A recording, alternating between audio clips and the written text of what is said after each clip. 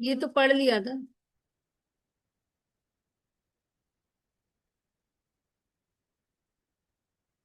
कामनी और कंचन ये सब पढ़े थे। ये पढ़ लेते हैं, एक मिनट। इसको जरा सा रेफरेंस के लिए थोड़ा सा एक पैराग्राफ पीछे कर लिया, हाँ बस यहाँ से पढ़ लेते हैं। जिन कार्यों में हम लोग,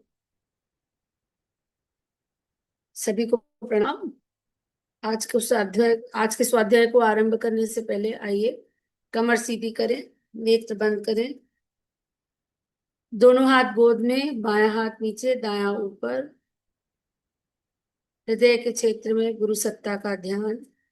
परम पूज्य गुरुदेव परम वंदनीय माता जी की दिव्य उपस्थिति में गायत्री के महामंत्र के साथ आज के स्वाध्याय का आरंभ करते हैं। हम लोग पढ़ रहे हैं गायत्री महाविज्ञान, जिसको हमारे गुरुदेव वेदमूर्ति तपोनिष्ठ पंडित श्री राम शर्मा आचार्य जी ने लिखा है। ओम भूर्भुवः स्वः तत्सवितुर्वरेण्यं भर्गो देवस्य धीमहि धियो यो नः प्रचोदयात्। ओम गुरुर्ब्रह्मा गुरुर्विष्णु गुरुरेव महेश्वर गुरुरेव परब्रह्म तस्मै श्री गुरुवे नमः। तस्मै श्री गुरुवे नमः। हम लोग पढ़ रहे हैं विज्ञान में कोश की साधना। तो इससे पहले कि हम जो साधना इसमें बताई गई है, सोहम साधना, आत्मानुभूति की साधना, आत्मचिंतन इत्यादि, उसको पहले जानने से पहले हम लोग ये पढ़ लेते हैं कि इसमें विज्ञान में कोश को जागृत करने के लिए हमें क्या करना है, और विज्ञान में कोश किस पे निर्भर करता है। जिन कार्यों में विचारों में कामी लोग मायाग्रस्त व्यक्ति अत्यंत मोहग्रस्त होकर चिपके रहते हैं, उनकी ओर से योगी मुंह फेर लेते हैं। इस प्रकार वह वहां सोया हुआ माना जाता है जहां की अन्य जीव जागते हैं। यानी कि उन सांसारिक गतिविधियों के प्रति जो जागृत है वो उदासीन हो जाता है। इस प्रकार जिन कार्य की ओर संयम त्याग परमार्थ आत्मलाभ की ओर संसारिक जीवों का बिल्कुल ध्यान नहीं होता, उनमें योगी दत्तचित्त होकर संलग्न रहते हैं। इस स्थिति के बारे में गीता में कहा गया है, जब जीव सोते हैं तब योगी जागता है। यानी जैसे संसार जब लग रहा है कि जाग रहा है, वो सब अपनी गतिविधियों में लीन है, पर योगी उसके प्रति उदासीन है। लेकिन जिस चेष्टाओं के प्रति योगी जागृत है, उसके प्रति संसार सोया हुआ है। कि अपने आत्मचिंतन, हमारे अंदर क्या घटित हो रहा है, हमारे अंदर कोई द्वंद्व चल रहा है सही गलत का, परमार्थ की ओर कैसे हमारी चेष्टा रहनी चाहिए, किस तरह से हमको संयम सेवा स्वाध्याय साधना में लगना है। जो भी सूत्र हम लोग गायत्री परिवार में पढ़ते हैं गुरुदेव के बताए हुए, कैसी हमारी जीवन देवता की साधना होनी चाहिए, वनस्पत इसके कि हम जो आम मतलब एक हिंदू समझता है कि हमारे 33 करोड़ देवी देवता हैं, तो गुरुदेव उसको कहते हैं नहीं, उनको ना देखो, तुम स्वयं जीवन देवता की साधना करो, अपने ऊपर ध्यान दो, अपने अंदर झांको, क्योंकि तुम्हारा ही सुधार संसार की सबसे बड़ी सेवा है। तो अगर मतलब गुरुदेव ने कहना, यहाँ पे मैं ये कहना चाहती हूँ कि ये तो हम बहुत क्लिष्ट ज्ञान पढ़ रहे हैं कि किस तरह से हम कोशों को जागृत करें, लेकिन इन सब के लिए जो सूत्र गुरुदेव ने दिए हैं वो बहुत सिंपल है। जो टूल्स हमें बताए गए हैं वो बहुत सिंपल है। इतनी ऊंची ऊंची साधनाएं शायद हम पढ़ के ना भी अपना पाए, लेकिन अगर हम छोटे छोटे चीजों को भी अपनाते चलते हैं तो वो रास्ते धीरे धीरे, जैसे कहते हैं, परतें खुलती चली जाएंगी, तो वो मिस्ट्री अनफोल्ड स्वयं होती चली जाएगी, यदि हम स्टेप बाय स्टेप उस पे करते हैं। शरीर यात्रा के लिए प्राय सभी मनुष्यों को मिलता जुलता कार्यक्रम रखना पड़ता है। सभी को करना है, नहाना है, धोना है, खाना है, सांसारिक अपनी गतिविधियां पूरी करनी है, अपने बच्चों को पढ़ाना है, लिखाना है। ये सारे सबके लिए कॉमन है। पर योगी और भोगी की जीवन तथा रीति में भारी अंतर होता है। हम कितने, केवल इसका अंतर है, अगर हम सिंपल समझे, कि हम किस चीज में कितना लिप्त हो रहे हैं, किस चीज में हमें आनंद आ रहा है। संसारिक गतिविधियों को अगर हम कर्तव्य मान के करते चलते हैं और उतनी ही एनर्जी उसमें लगाते हैं, और बाकी एनर्जी हम अपनी आध्यात्मिक यात्रा के लिए बचा के रखते हैं, तो it is a good balance. और अगर हम केवल केवल दिन भर केवल उठना, काम पे जाना, पैसा कमाना, भोजन के बारे में विचार करना, या भोजन की नित नई व्यंजनों की आकांक्षा रखना, फिर एंटरटेनमेंट के उद्देश्य से हम अपनी दिनचर्या को बनाना, मतलब कुल मिलाकर के केवल इंद्रिय भोग और अपनी काया का ध्यान रख रहे हैं, तो वो गलत है। पहले ही इसी ग्रंथ के शुरू में ही बता दिया गया है, श्रेय मार्ग और प्रेम मार्ग। श्रेय मार्ग जो आत्मा के लिए है, आध्यात्मिक उन्नति के लिए, जो आत्मा को प्रिय है, और प्रेम मार्ग जो शरीर के लिए प्रिय है। तो गुरुदेव कोई हमसे ये नहीं कह रहे कि हम कमंडल लेकर के हिमालय में चले जाएं और केवल हम शरीर को ना ध्यान दें। गुरुदेव तो कह रहे 50-50% का तो कम से कम बैलेंस रखिए। लेकिन दिन भर अगर हम 80-20 का भी करते हैं तो भी सफिशिएंट नहीं है।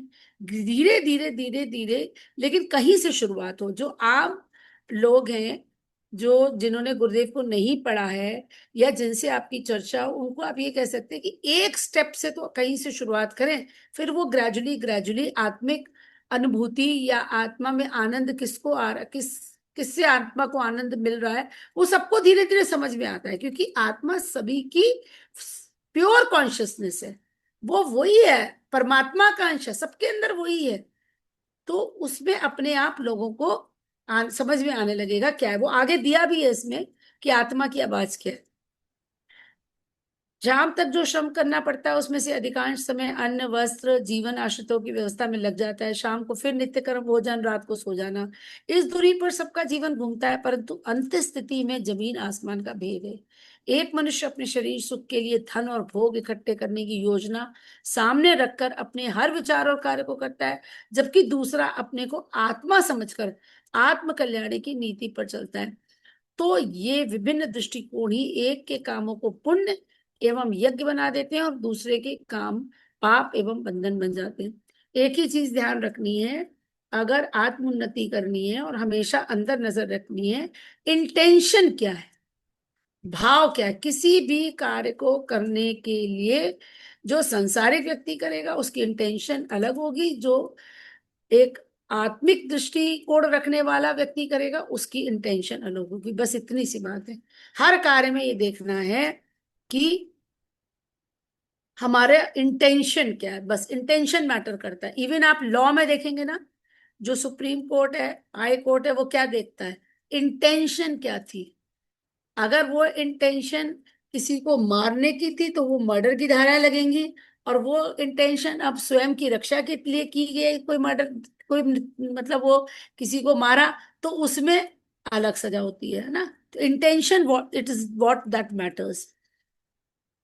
आत्मज्ञान, आत्म साक्षात्कार, आत्म लाभ, आत्म प्राप्ति, आत्मदर्शन, आत्म कल्याण को जीवन लक्ष्य माना गया है। एक ही उद्देश्य है, आत्मा का साक्षात्कार। और आत्मा चूंकि ईश्वर का अंश है, तो जिस दिन आत्मा के दर्शन हो गए तो समझ लीजिए उस दिन ईश्वर के दर्शन हो गए, है ना। उसके बाद भी यहीं पे स्टॉप नहीं हो जाते, उसके बाद भी लेवल्स हैं। आज उसकी चर्चा नहीं करेंगे, लेकिन आगे आप पढ़ेंगे। ऐसा नहीं कि आत्म साक्षात्कार हो गया तो वहीं पे आपकी यात्रा समाप्त हो गई, नहीं, उसके बाद भी, है ना। क्योंकि 7 लोक है ना, सप्तलोक है ना, भू भुव स्वः मह जना तपा सत्यम। तो सत्यम में जाकर के तो गुरुदेव पहुंचे हुए हैं।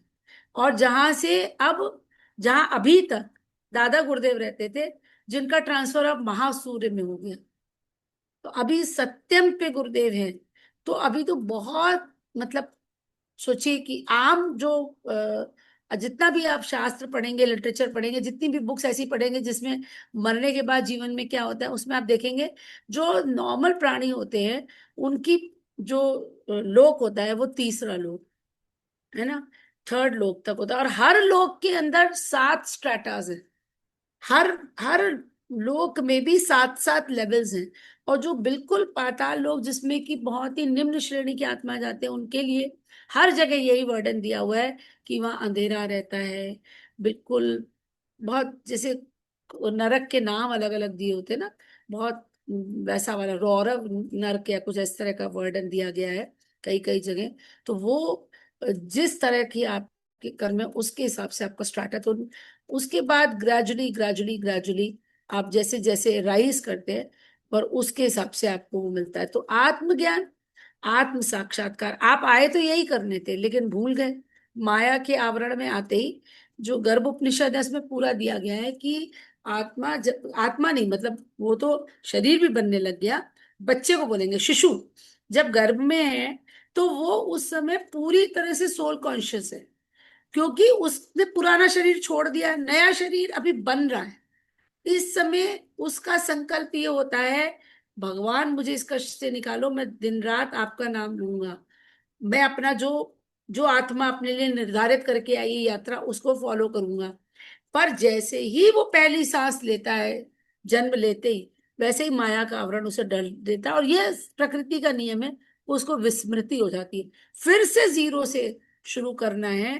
कैसे उस आत्मा का साक्षात्कार करना है, या उसे कह सकते हैं आप सोल पर्पस, की आत्मा क्या सोच करके आई थी, क्या सीखने आई थी, वो आपको देखना है। उसी के लिए यात्रा है आत्मदर्शन तो। और आत्म साक्षात्कार तो आखिरी सीढ़ी हो गई। अभी तो पहले हमको ये स्टेप देखना है कि हम सीखने क्या आए थे, हम क्या लर्निंग लेने आए थे। तो ग्रेजुअली उसकी तरफ जैसे जैसे हम कदम उठाएंगे, यानी कि अपनी आत्मा की आवाज को सुनेंगे, उतने हम आत्मा के निकट आते चले जाएंगे। और इसका बहुत अच्छा विवरण अब हम थोड़ा भूल चुके हैं, लेकिन मैं क्या हूं पुस्तक में बहुत सुंदर तरीके से बताया था किस तरह से हम एक एक उसके अपने मन की परतों को अनावृत करते हुए किस तरह से एक एक आगे कदम बढ़ाते हुए किस तरह से आत्म दर्शन तक पहुंचते हैं। यह लक्ष्य तभी पूरा होगा जब हमारी अंतः चेतना अपने बारे में पूर्ण श्रद्धा और विश्वास भावना के साथ ये अनुभव करे कि मैं वस्तुतः पर ब्रह्म परमात्मा का अविच्छिन्न अंश अविनाशी आत्मा हूं। ये मानना और इस तथ्य पे पूरा पूरा विश्वास करना, इस दोनों में अंतर है। अगर आपको वो पुस्तक याद हो जो हमने पढ़ी थी, जप और ध्यान उपासना के 2 चरण, तो उसमें लर्निंग की 4 स्टेजेस बताई जाती हैं। रिटेंशन, रिकॉल, थर्ड क्या था, नहीं, repetition, retention, recall and recognition. ये लर्निंग की स्टेजेस है, जबकि जबकि भी यही 4 स्टेजेस होती हैं। तो पहला रिपीटिशन, जैसे हम बच्चे को रटाते हैं बार बार कि टू टू टू जा 4, 2 3 जा 6, ये बार बार पहाड़े रटाते हैं, पोयम रटाते हैं, वही जबकि भी प्रक्रिया है, बार बार रेपिटेशन, है ना। रेपिटेशन होने से क्या होता है, ग्रेजुअली एक इम्प्रिंट पड़ता है ब्रेन पे, जिसे हम कहते हैं रिटेंशन। वो धीरे धीरे रिटेन होने लगता है। जैसे कि उदाहरण गुरुदेव ने पुस्तक में यही दिया है कि जैसे पत्थर की, कुएं पे लगे हुए पत्थर की जुगत पे रस्सी खींचते हैं तो रस्सी का मार्क पड़ जाता है, इसी तरह से हमारे ब्रेन पे इम्प्रिंट पड़ना शुरू होता है जब हम चीजों को रिपीट करते हैं बार बार। तो ये, इसको भी हमें रिपीट करना चाहिए कि मैं वस्तुतः पर ब्रह्म परमात्मा का अविच्छिन्न अंश अविनाशी आत्मा हूं।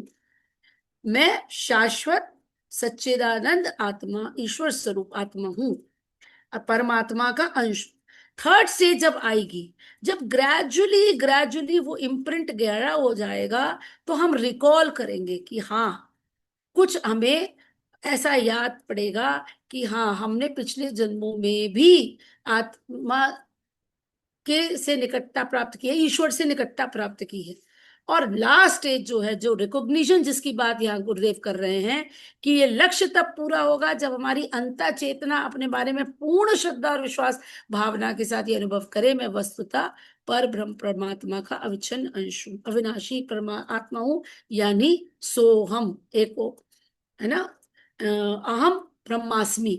जब हम इस इस पे परिपूर्ण विश्वास कर ले, किसी के पढ़ने की स्थिति नहीं, अनुभूति के स्तर पे मानते हैं हम, थ्योरेटिकली मानते हैं, लेकिन हमारे अभी जो एक्शंस हैं वो सारे ऐसे नहीं होते कि एक आत्मा को जिस तरह से बिहेव करना पड़ता है, क्योंकि अभी हमारा जो इम्प्रिंट है वो कहीं ना कहीं रिटेंशन और रिकॉल की के मध्य में है, हो सकता है ना। अलग की अलग अलग स्थिति होगी, पर रिपीटिशन तो ये मानते हैं कि सभी लोग कर रहे हैं, मतलब जब तो सभी लोग कर रहे हैं, तो रिपीटिशन तो कर ही रहे हैं। अब रिटेंशन और रिकॉल तक कैसे पहुंचेंगे, लेकिन पहुंचना क्या है, लक्ष्य क्या है, रिकॉग्निशन। जब हम ये अपने अंदर से अनुभूति करेंगे कि हाँ मैं आत्मा हूं, इस भावना की पूर्णता, परिपक्वता एवं सफलता का नाम ही आत्म साक्षात्कार। वो जिस दिन हो जाएगा, फिर उसके बाद फिर उसे कहते हैं एक अच्छे वो हैं फिलोसफर, नहीं मतलब संत की श्रेणी में ही कहेंगे, तो वो ये कहते हैं कि फिर जो है ना आप हाईवे पे आ जाएंगे। जैसे पगडंडी पे चल रहे हैं, धीरे धीरे पगडंडी पे फिर मोटरसाइकिल चलने लगती है, फिर कार चलने लगती है, फिर एक हाईवे पे आ जाते हैं। फिर आपको क्या है, फिर आपको यूनिवर्स से गाइडेंस मिलने लगेगी, फिर ईश्वर से, गुरुदेव से डायरेक्ट गाइडेंस। जैसे जो लोग होते हैं ना, जिनसे कहते हैं, जो लोग कहते हैं उस स्थिति में जिनसे गुरुदेव बातें करते हैं, या उस स्थिति में जिनको सब दे नो कि हाँ ये ऐसा ही होना है, या उनका ऑरा इतना बड़ा हो जाता है कि उनको सब पता चल जाता है, वो वाली स्थिति जो होती है वो, कि जिसमें अब आप बिल्कुल आप डायरेक्ट जो है मैसेज रिसीव करने की स्थिति में आ गए, तो आप सीधे हाईवे पे आ गए। जब आपको किसी अंदर से आपको सब ज्ञान उभरने लगता है, अंदर से ही आपको सब पता चलने लगेगा कि आपके लिए कौन सा रास्ता है। क्योंकि आत्मा में क्या है ना, यहाँ एक बहुत इंपॉर्टेंट चीज है, आत्मा चूंकि परमात्मा का अंश है, तो सारा ज्ञान आत्मा के अंदर है ऑलरेडी, इनग्रेन्ड है, वो सॉफ्टवेयर फिट है, बस उसको अनावृत करने की आवश्यकता है। ये सारी जो हमारी साधना है, चाहे सेवा की हो, चाहे संयम की हो, चाहे जप की हो, चाहे ध्यान की हो, चाहे प्राणायाम की हो, प्राणायाम बहुत इंपॉर्टेंट है उसमें। जो सुबह का प्राणायाम है वो बहुत इंपॉर्टेंट है, प्राणाकर्षक प्राणायाम, क्योंकि आपकी स्थिति, वो उस पिछली पुस्तकों में गुरुदेव बता चुके हैं ना कि लोहे का मेल तो पानी के साथ नहीं हो सकता है ना। अगर आपको ईश्वर से मिलना है, उस स्तर पे पहुंचना है, तो आपकी वैसी ही स्थिति होनी पड़ेगी ना, तब तो मर्जिंग होएगी। तो वो मर्जिंग के लिए जो स्टेप चाहिए, जो वो चाहिए, वो प्राण शक्ति, वो प्राण शक्ति, वो प्राणायाम, वो प्राणायाम, जप, ध्यान, वो सब स्टेप बाय स्टेप स्टूल्स है, जो बार बार डॉक्टर साहब बताते भी अपनी क्लास में कि अभ्यास यानी जप, अभ्यास से बड़ा है ज्ञान, ज्ञान से बड़ा है ध्यान, और ध्यान से बड़ा है निष् अ, निष्काम भावना से किया हुआ कर्म, फल की इच्छा रखे बिना किया हुआ कर्म, यानी टोटल सरेंडरेंस। टोटल सरेंडरेंस मतलब जो कुछ कर रहे हैं वो मेरे गुरु कर रहे हैं, अच्छा बुरा जो कुछ मेरे जीवन में घटित हो रहा है, और मैं इतना खाली हो जाऊं कि उनका इंस्ट्रूमेंट बन जाऊं। फिर जो कुछ भी वो मुझसे कराएंगे, वो सांसारिक दृष्टि में सही हो नहीं हो, लेकिन वो गाइडेंस, उस स्थिति तक आने के लिए हमको ये सब करना है। तो उसमें जो चार साधनाएं दी गई हैं अब, वो उसमें से कुछ मतलब बहुत सिंपल है एक्चुअली। आत्म साक्षात्कार की चारों साधनाएं जो बताइए, सोहम साधना, आत्मानुभूति, आत्मानुभूति जो मैंने अभी पढ़ा थोड़ी देर पहले, वो थोड़ा सा मतलब थोड़ा सा कहना चाहिए डिफिकल्ट तो नहीं, हाँ, लेकिन टाइम टेकिंग हो सकता है। और सोहम हम छोटे से रूप में पहले भी पढ़ चुके हैं और शुरू कर सकते हैं। स्वर संयम, ग्रंथि भेद, ये आगे की हैं। लेकिन सोहम साधना जो है, जिसको हम पहले पढ़ चुके हैं, उसके बारे में बेसिक जो हमें कंसेप्ट क्लियर करना है वो यही है कि आत्मा कभी नहीं भूलती। आत्मा नहीं भूली कि मैं ईश्वर का अंश हूं, हम भूले हैं, और हम अपने आप को आत्मा नहीं मान करके शरीर मानते हैं, है ना। हम हमारा जो ये प्रेजेंट जो हमारा इस समय जो आवरण है, वो भूल गया है कि हम ईश्वर का अंश है, आत्मा नहीं भूली। इसलिए आत्मा निरंतर ये जप सोहम का करती रहती है, जो वो है वो मैं हूं, सो मतलब वो, हम मतलब मैं। तो आत्मा इसका जप कर रही है, लेकिन हमको वो जप सुनाई नहीं देता, क्योंकि हमारी सूक्ष्म कर्णेंद्रियां उतनी जागृत नहीं है। उसको जागृत करने के जो हमें करना है, वो ये सोहम साधना है ना। वो उसको हमें जागृत करना है।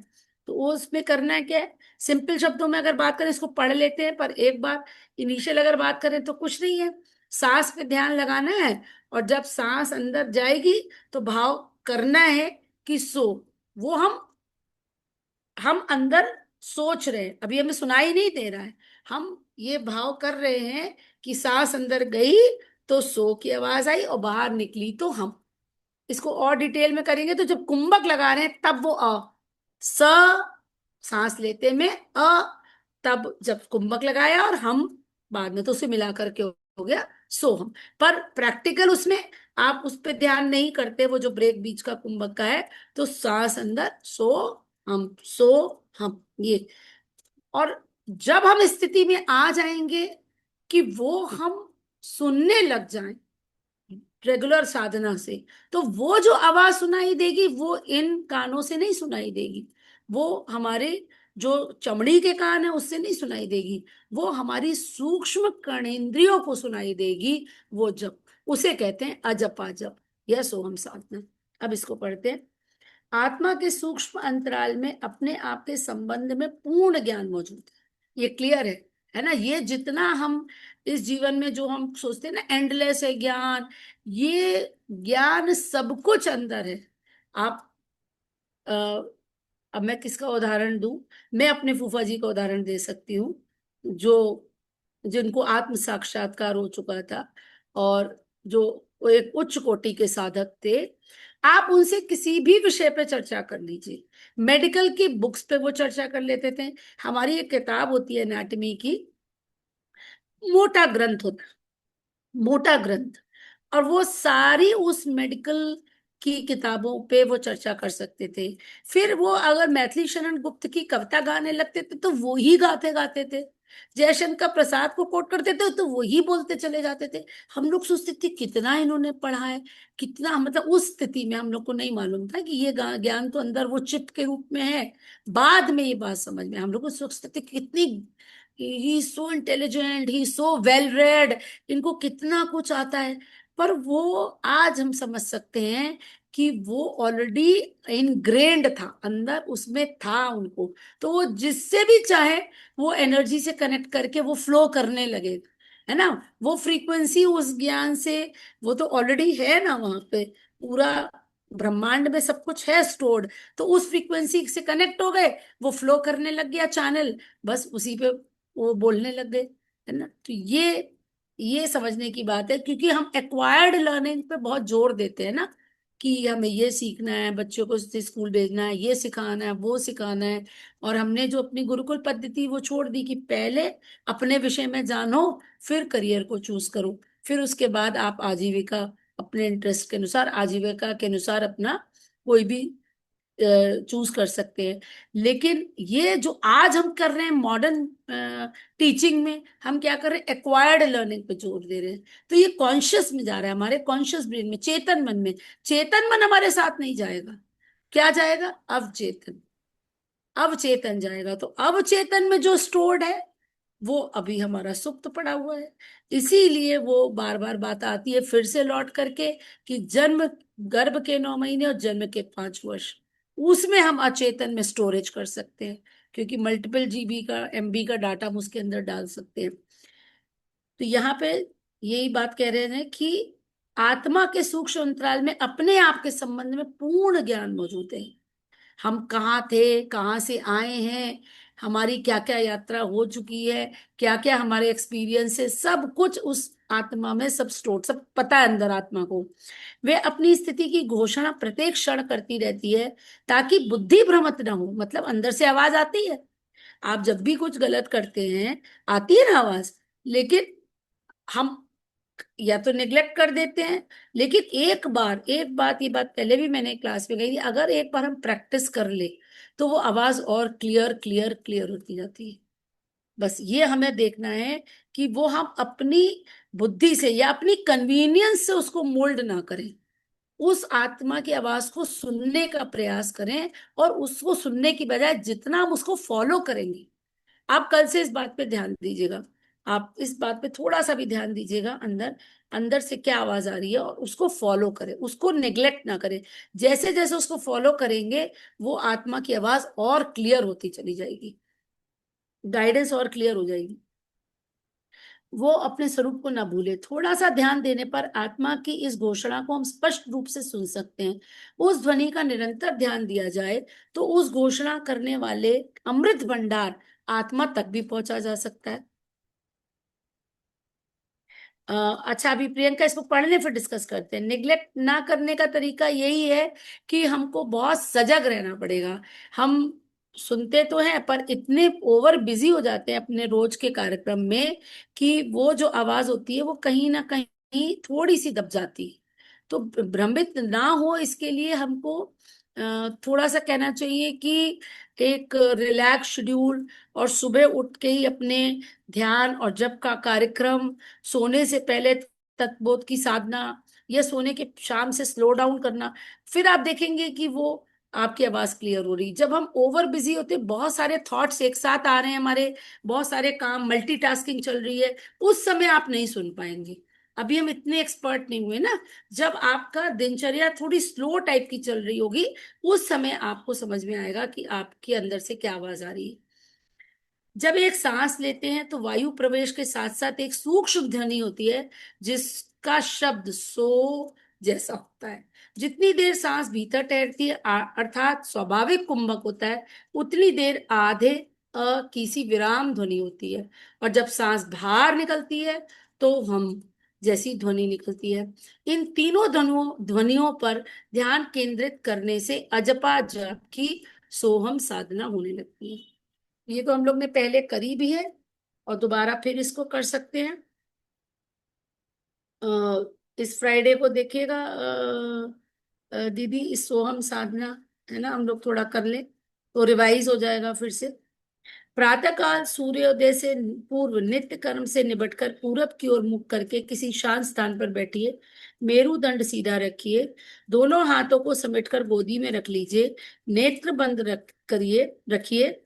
जब नासिका द्वारा वायु भीतर प्रवेश करने लगे तो सूक्ष्म कर्णेंद्रियों को सजग करके ध्यान पूर्वक अवलोकन कीजिए कि वायु के साथ साथ सो की सूक्ष्म ध्वनि हो रही है। इसी प्रकार जितनी देर सांस रुके और वायु निकलते समय हम की ध्वनि पर ध्यान केंद्रित कीजिए। साथ ही हृदय स्थित सूर्य चक्र के प्रकाश बिंदु में आत्मा के तेजों में स्फुल्लिंग की धारणा कीजिए। जब सांस भीतर जा रही हो और सो की ध्वनि हो रही हो, तब अनुभव कीजिए कि ये बिंदु परमात्मा का प्रकाश है। स अर्थात परमात्मा, अहम, अहम अर्थात मैं। अहम, यहाँ पे अहम आएगा क्योंकि बीच में कुंभक के समय आ रहा है ना। जब वायु बाहर निकले और हम की ध्वनि हो, तब उस प्रकाश बिंदु में भावना कीजिए कि ये मैं हूं। तो इसको आप इंस्ट्रक्शंस के साथ कराएंगी तो थोड़ा प्रैक्टिकली सबको और क्लियर हो जाएगा। की विराम भावना परिवर्तन के अवकाश का प्रतीक है। आरंभ में उस हृदय चक्र स्थित बिंदु को सो ध्वनि के समय ब्रह्म माना जाता है, और पीछे उसी की हम धारणा में जीव भावना हो जाती है। सो मतलब वो ईश्वर परमात्मा की भावना करनी है, और हम मतलब जीव, मैं स्वयं। इस भाव परिवर्तन के लिए का अवकाश, अब ये ट्रांजिशन हो गया ना, परमात्मा से जी, वो परमात्मा मैं हूं, जो ट्रांजिशन का पीरियड है उसको उन्होंने वो अ या कुंभक वाली स्थिति में का भाव बनाया। इसी प्रकार जब हम समाप्त हो जाए, तब वायु बाहर निकल जाए और नई वायु प्रवेश करे, उस समय भी जीव भाव हटाकर उस तेज बिंदु में ब्रह्म भाव बदलने का अवकाश मिल जाता है। ये दोनों ही अवकाश अ के समान है। आ, पर इनकी ध्वनि सुनाई नहीं देती। शब्द तो सोहम का ही होता है। ठीक है। सो ब्रह्म का ही प्रतिबिंब है, अप्रकृति का प्रतिनिधि है, हम जीव का प्रतीक है। ब्रह्म, प्रकृति और जीव, ये तीनों का मिलन है। ब्रह्म, प्रकृति और जीव का सम्मिलित इस अजपा जाप में होता है। सोहम साधना में तीनों महाकरण एकत्रित हो जाते हैं, जिनके कारण, एक मिनट कहा गया, यहाँ, हाँ, सोहम साधना में तीनों महाकारण एकत्रित हो जाते हैं, जिनके कारण आत्म जागरण का स्वर्ण सुयोग एक साथ ही उपलब्ध होने लगता है। इसके लिए देखिए एक और आसान तरीका भी है। आप सुबह उठ के, तो क्या होता है कि हम जो अपनी नियमित साधना करते हैं उसमें लग जाते हैं। ऐसा होता है ना, कभी कभी हम लेट गए, हमने बत्ती बंद कर दी, हमको नींद नहीं आ रही, या कभी कभी ऐसा होता है रात में हमारी आंख खुल गई और उसके बाद हम करवट बदल रहे हैं, हमारी नींद नहीं आ रही। तो मेरे को लगता है वो भी एक समय है जिसमें इसको प्रैक्टिस किया जाता है। आप सीधे लेटे रहिए और उस समय आप सोहम साधना उस समय भी कर सकते हैं। बाकी तो गुरुदेव ने बताया ही किस तरह से करना है, लेकिन जो बीच बीच में कभी समय मिले वो भी एक अच्छा टाइम है कि आप उसमें बीच बीच में इसको कर सके। सो, हाँ, ये तो पढ़ लिया हम लोग। सोहम साधना की उन्नति जैसे जैसे होती जाती है, वैसे वैसे ही विज्ञान में कोश का परिष्कार होता जाता है, आत्मज्ञान बढ़ता है और धीरे धीरे आत्म साक्षात्कार की स्थिति निकट आती चलती है। आगे चलकर सांस पर ध्यान जमाना छूट जाता है और केवल मात्र हृदय स्थित सूर्य चक्र में विशुद्ध ब्रह्म तेज के ही दर्शन होते हैं। ये बहुत आगे की स्थिति है ना। उस समय समाधि किसी अवस्था हो जाती है, मतलब उस समय आपको अपने शरीर का भान नहीं रहेगा। हंस योग की परिपक्वता, इसे हंस योग भी कहा गया है, क्योंकि जब लगातार ऐसे करते हैं ना, तो हंसो हंसो, सोहम की बजाय हमसो हमसो का साउंड उल्टा चलने लगता है मन में। तो ये इसीलिए इसे हंस साधना भी कहते हैं। सोहम साधना की उन्नति जैसे जैसे होती जाती है, वैसे विज्ञान में कोश का परिष्कार होता जाता है, आत्मज्ञान बढ़ता है और धीरे धीरे आत्म साक्षात्कार की स्थिति निकट आती चलती है। आगे चलकर सांस पर ध्यान जमाना छूट जाता है और केवल मात्र हृदय स्थित सूर्य चक्र में विशुद्ध ब्रह्म तेज के ही दर्शन होते हैं। उस समय समाधि किसी अवस्था हो जाती है। हंस योग की परिपक्वता से साधक ब्राह्मी स्थिति का अधिकारी हो जाता है। स्वामी विवेकानंद जी ने विज्ञान में कोश की साधना के लिए आत्म अनुभूति की विधि बताई है। उनके अमेरिकन शिष्य रामाचरक ने इस विधि को मेंटल डेवलपमेंट नामक पुस्तक में विस्तार पूर्वक लिखा है। इसको बाद में करेंगे। अच्छा, चूंकि कल मुझको ट्रैवल करना है और डॉक्टर साहब भी मुझे लेने के लिए आएंगे, हालांकि हम लोग को 8:30 बजे तक शांति कुंज पहुंच जाना चाहिए, फिर भी 15-20 मिनट इधर उधर हो सकता है। तो मेरे ख्याल से महिमा दीदी कल ही आप इसको सोम साधना करा दीजिए। आज पढ़ा है हम लोग ने और कल कर लेंगे, तो हम लोग भी जब पहुंच जाएंगे शांति कुंज, तो हम ज्वाइन कर लेंगे वहीं से, है ना, क्योंकि हड़बड़ी में फिर सब सेट करना और क्लास देना शायद उतना पॉसिबल ना हो। तो ये कर जी सकते जी। हैं, ठीक है। चलिए, सभी को प्रणाम और शांति पाठ करते आइए। ओम द्यो शांति अंतरिक्ष गुम शांति पृथ्वी शांतिराप शांतिरोषधय शांति वनस्पतय शांतिर्विश्वे देवा शांति ब्रह्म शांति सर्वगुम शांति शांतिरेव शांति सामा शांतिरेधि। ओम शांति शांति शांति सर्वारिष्ट सुशांतिर भवतु। सभी का आभार जुड़ने के लिए।